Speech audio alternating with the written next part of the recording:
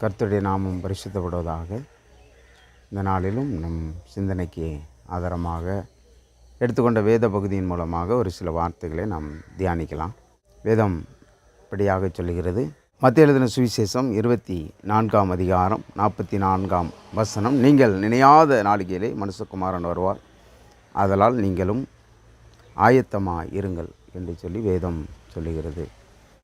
Mark எழுதின சுவிசேஷத்தில் நம்ம பார்க்கும்போது 13ஆம் அதிகாரம் 33ஆம் வசனம் அழகாக சொல்லுகிறது. அக்காலத்திலே நீங்கள் அறியாதபடியால் எச்சரிக்கையாயிருங்கள், விழித்திருந்து ஜெபம் பண்ணுங்கள். லூக்கா எழுதின சுவிசேஷம் 21:36 பார்க்கும் பொழுது விழித்திருந்து ஜெபம் பண்ணுங்கள், எப்பொழுதும் மணி விழித்திருங்கள் என்று சொல்லி 3 மத்தேயு மார்க்கு லூக்கா அதிலே நம்ம பார்க்கிறோம். அப்படி என்று சொன்னால் இந்த கடைசி நாட்களில் எதனால் நம்ம எச்சரிக்கையாக இருந்து விழித்திருந்து ஜெபிக்க வேண்டும், எதற்காக நம்ம ஆயத்தமாக இருக்க வேண்டும் என்று சொல்லி இங்கே வேதம் நம்மளுக்கு காண்பிக்கிறது. கடைசி நாட்களிலே பல இடங்களிலே பூமி எதிர்ச்சிகளும் கொள்ளை நோய்களும் உண்டாகும், இவைகளெல்லாம் வேதனைகளுக்கு ஆரம்பம் என்று சொல்லி பார்க்கிறோம். அப்படி என்று சொன்னால் ஆண்டவராக இயேசு கிறிஸ்து மகிமையோடு வானத்திலிருந்து இந்த பூமிக்கு வர சித்தம் கொண்டு இருக்கிறார். நம்ம எல்லாரும் ஆயத்தமாக இருக்க வேண்டும், ஜெபம் பண்ணி விழித்திருக்க வேண்டும் என்று சொல்லி சத்திய வேதம் நம்மளை பார்த்து இந்த நாளிலே சொல்லுகிறது. அதனால் நம்ம எப்பொழுது விழித்திருந்து ஜெபிக்கிறவர்களாக, எச்சரிக்கையாக இருந்து ஜெபிக்கிறவர்களாக, இந்த கடைசி நாட்களிலே நாம் இந்த நாட்களை அனுபவிக்கிற கொள்ளை நோய்களுக்கும் பெரிய பெரிய பிரச்சனைகளுக்கும் உபத்திரவங்களுக்கும் நம்ம இந்த நாட்களிலே தள்ளப்பட்டு கிடக்கிறதை நாம் பார்க்கிறோம். ஆண்டவருடைய வார்த்தை சொல்லுகிறது, அவர் சொல்லாகும், அவர் கட்டளையிட நிற்கும் என்று சொல்லி சங்கீதம் 33:9 சொல்லுகிறதை பார்த்து 24ஆம் அதிகாரத்தில் அழகாக சொல்கிறது. யுத்தங்களின் செய்திகளையும் கேள்விப்படுவீர்கள், கலங்காதபடி எச்சரிக்கையாக இருங்கள், இவைகளெல்லாம் சம்பவிக்க வேண்டியதே, ஆனாலும் முடிவு உடனே வராது. ஜனத்துக்கு விரோதமாய் ஜனமும் ராஜ்யத்துக்கு விரோதமாய் ராஜ்யமும் எழும்பும், பஞ்சங்களும் கொள்ளை நோய்களும் பூமி எதிர்ச்சிகளும் பல இடங்களில் உண்டாகும், இவைகளெல்லாம் வேதனைகளுக்கு ஆரம்பம். அப்பொழுது உங்களை உபத்திரவங்களுக்கு ஒப்பு கொடுத்து உங்களை கொலை செய்வார்கள், என் நாமத்தின் நீங்கள் எல்லா ஜனத்தாலும் பகைக்கப்படுவீர்கள். அப்பொழுது அநேகர் இடர்கள் அடைந்து ஒருவருக்கு ஒருவர் காட்டி கொடுத்து ஒருவரை ஒருவர் பகைப்பார்கள். அநேக கள்ள தீர்க்கதரிசிகளும் எழும்பி அநேகரை வஞ்சிப்பார்கள். அக்கிரமம் மிகுதியாவதினால் அநேகருடைய அன்பு தனிந்து போகும், முடிவு பரிந்து நிலைத்து நிற்பவனே ரட்சிக்கப்படுவான். இப்படிப்பட்ட கொடூரமான உபத்திரவத்தின் காலத்திலே நம்ம முடிவு பரிந்து நிலைத்து நிற்க வேண்டும், இடர்களை அடையாதபடி எச்சரிக்கையாக இருக்க வேண்டும். கள்ள கிறிஸ்துகளுக்கும் கள்ள தீர்க்கதரிசிகளுக்கும் நம்ம எச்சரிக்கையாக இருக்க வேண்டும் என்று சொல்லி வேதம் நம்மளை பார்த்து அருமையாக சொல்லப்படுகிறது. அப்படி என்று சொன்னால் முடிவு பரிந்து நம்ம நிலைத்து நிற்க வேண்டும் என்று சொன்னால் விழித்திருந்து நம்ம ஜெபிக்க வேண்டும். நம்ம என்ன எச்சரிக்கையாக இருந்து ஜெபிக்க வேண்டும்.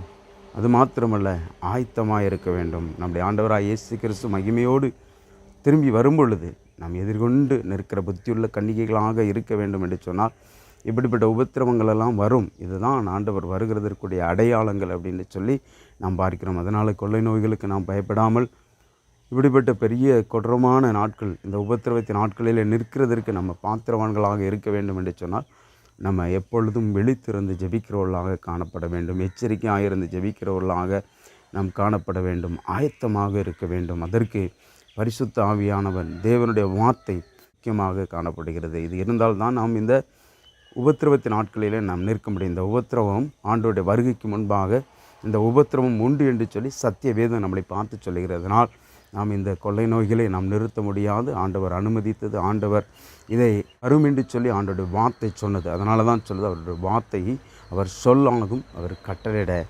நிற்கும் என்று சொல்லி நாம் பார்க்கிறோம். கடைசி நாட்களிலே இப்படிப்பட்ட நாட்களுக்கு உள்ளாகத்தான் நாம் போக வேண்டும். இது நம்மளுக்கு உபத்திரவத்தின் ஒரு நாட்கள்.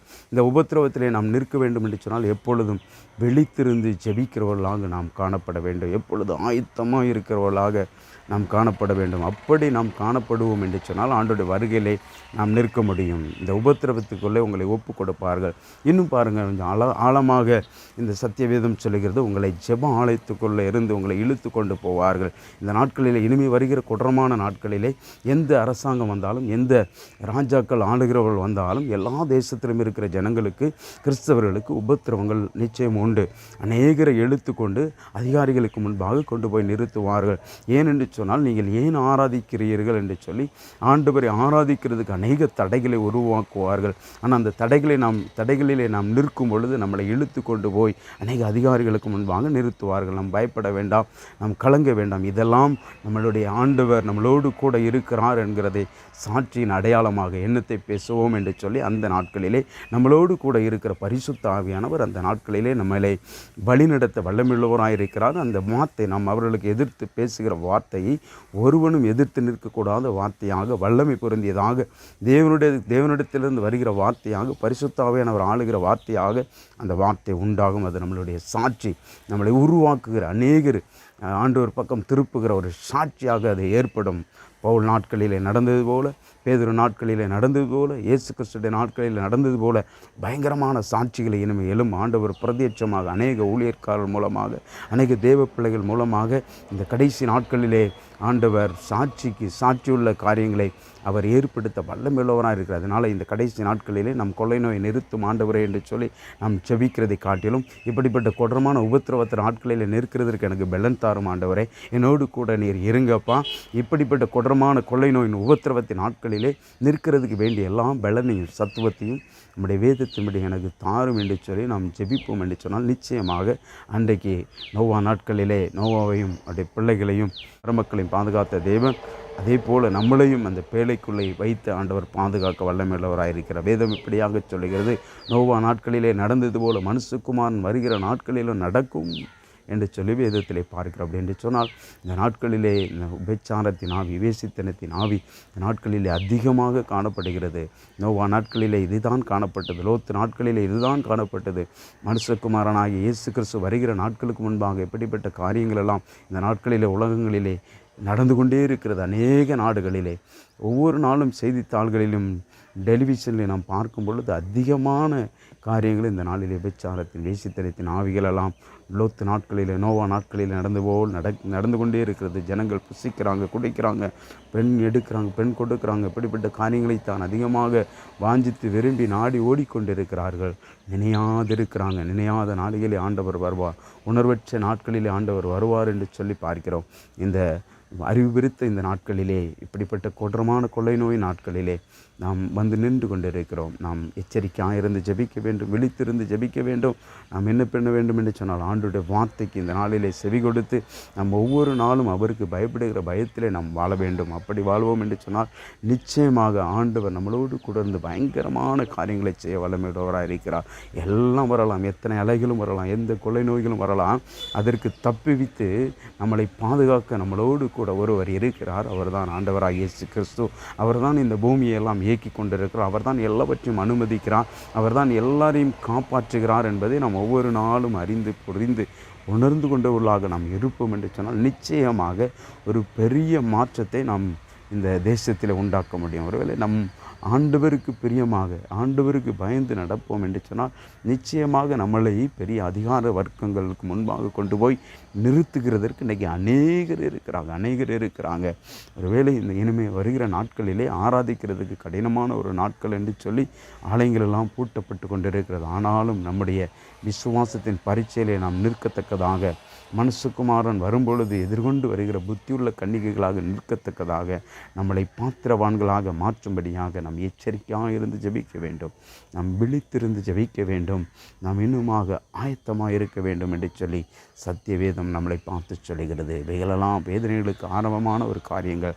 ஆண்டவர் வருகிறதற்கு முன்பாக இப்படிப்பட்ட உபத்திரவங்கள், இப்படிப்பட்ட வேதனைகள், இப்படிப்பட்ட அடையாளங்கள் எல்லாம் நம்ம பார்த்து கொண்டிருக்கிறோம். இதெல்லாம் ஆண்டவர் வருகிறதற்கு ஒரு முன் அடையாளங்கள். இது நிச்சயமாக நடந்தே தீரும். அதில் நாம் நிற்கிறதற்கு ஆண்டவர் நம்மளுக்கு உதவி செய்வாராக. ஆண்டவர் தாமே நம்ம ஒவ்வொருவரையும் கூட இருந்து வழிநடத்தி பக்கபலமாக இருந்து அவர் ஆசீர்வதித்து வழிநடத்துவாராக. அப்படியே நாம் யாவரும் கண்களை மூடி நம் கருத்தாக ஜெபிப்போம். பரிசுத்தமுள்ள பரலோகத்தில் இருக்கிற எங்கள் நல்ல பிதாவே, ஆண்டவராக இயேசு கிறிஸ்துவின் நாமத்தினாலே உம்மை நோக்கி நாங்கள் பார்க்கிறோம். அப்பா, நம்முடைய வேத வார்த்தை சொல்லுகிறது, எப்பொழுதும் விழித்திருந்து ஜெபியுங்கள். மனுஷகுமாரன் வரும்பொழுது நிற்க பார்த்தவனாக எண்ணுகிறதற்கு எப்பொழுதும் ஆயத்தமாக இருங்கள். விழித்திருந்து ஜெபம் பண்ணுங்கள். பல இடங்களில் கொள்ளை நோய்களை கேள்விப்படுகிறோம். பல இடங்களிலே அப்பா இன்னுமாக பஞ்சங்களை கேள்விப்படுகிறோம். இவைகளெல்லாம் வேதனைகளுக்கு ஆரம்பம். ஆண்டவர் வருகிறதுக்கு முன் அடையாளமாக இவைகளெல்லாம் கொடுக்கப்படுகிறது என்பதை நாங்கள் அறிந்திருக்கிறோம். அப்பா, நாங்கள் அறிந்து புரிந்து உணர்ந்தவர்களாக, ஆமேன் ஆண்டவர், உணர்வற்ற பிள்ளைகளாக நிற்காதபடி, நோவா நாட்களில் உணர்வில்லாமல் இருந்தாங்கப்பா, நாங்களும் அப்படி நின்று விடாதபடி நீர் எங்களுக்கு வேண்டிய கிருபைகளை கொடுங்க. முடிவு பரிந்து நிலைத்து நிற்பவனே ரட்சிக்கப்படுவான் என்று சொல்லி இந்த வேதத்திலே பார்க்கிறோம். உலகத்தில் உங்களுக்கு உபத்திரம் உண்டு, ஆனால் திடன் கொள்ளுங்க, நான் உலகத்தை ஜெயித்தேன் என்று சொன்னீரே. உலகத்தை ஜெயித்த ஆண்டவர் எங்களோடு கூட இருக்கிறீரப்பா. இந்த உபத்திரவத்தில் நிற்க வேண்டிய பலனை, இந்த உபத்திரவத்தை ஜெயிக்க நீர் எங்களுக்கு உதவி செய்யுங்க, பலன் செய்யுங்க. அதை எப்படி ஜெயிக்க வேண்டும் என்று சொல்லி எங்களுக்கு கற்றுத்தாங்க.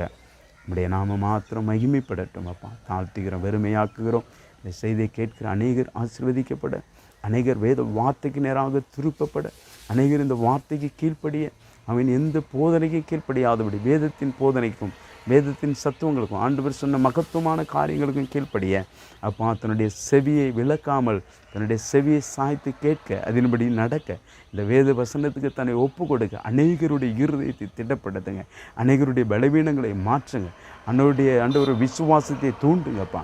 நம்முடைய பரிசுத்த நாம மாத்திரம் மகிமைப்படட்டும் அப்பா.